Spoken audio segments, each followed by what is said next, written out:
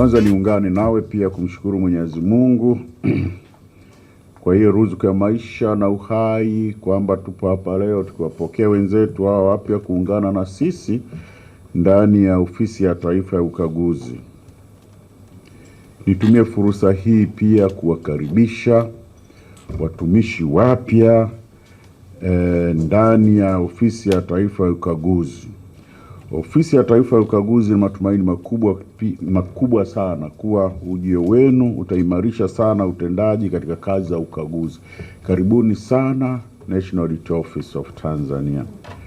Pia mchanganyiko huu wa kitaaluma ni kitaalamu unatarajiwa kuongeza tija, kuimarisha ufanisi na kuchochea ubunifu wa kutoa suluhisho la changamoto mbalimbali katika kazi za ukaguzi wa umma.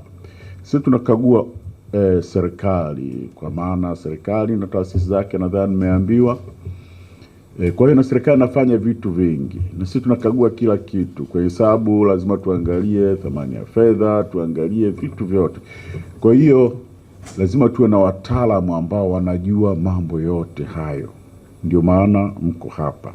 Kwa mafunzo haya yanalenga kuziba pengo kati ya sifa mlizonazo za kitaaluma ambazo kama una background mbalimbali na mahitaji halisi ya kazi ya ukaguzi wa umma, kwa kuwapa maarifa, stadi na mtazamo unaohitajika ili kutekeleza majukumu yenu mapya kwa weledi, uadilifu na ufanisi unaotarajiwa na Ofisi ya Taifa ya Ukaguzi.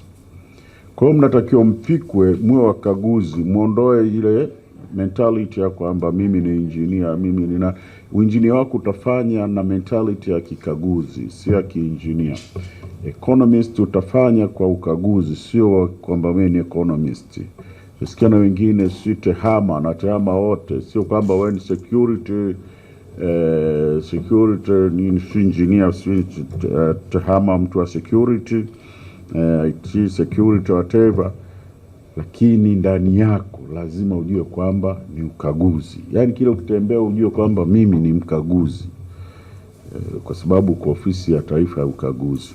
Mafunzo haya yamegawanyika katika sehemu kuu mbili. Sehemu ya kwanza inahusu uelewa utumishi wa umma na Ofisi ya Taifa ya Ukaguzi, ambapo mtafundishwa kuhusu sheria na kanuni za utumishi wa umma, sheria na kanuni za ukaguzi wa umma, misingi, maadili ya Ofisi ya Taifa ya Ukaguzi, mfumo wa usimamizi utendaji kazi serikalini, mawasiliano katika utumishi wa umma na mfumo wa usimamizi wa ubora kwa maana ISO 9001 2015. Hivyo kila mmoja anapaswa kujifunza kwa haraka, kuijua ofisi, kujua matarajio ya ofisi, majukumu ya ofisi na utamaduni wake. Ukuaji wa teknolojia umeimarisha zaidi upatikanaji wa maarifa. Tumieni mitandao kusoma kozi mbalimbali, tafuteni ithibati za kimataifa za kitaaluma kwa maana international professional certifications. Fanyeni kazi ya kawaida, fanyeni zaidi ya kawaida ili kujitofautisha katika ulimwengu wa sasa wenye ushindani mkubwa. Asanteni sana kwa kunisikiliza na watakia mafunzo mema. Tuonane baadaye.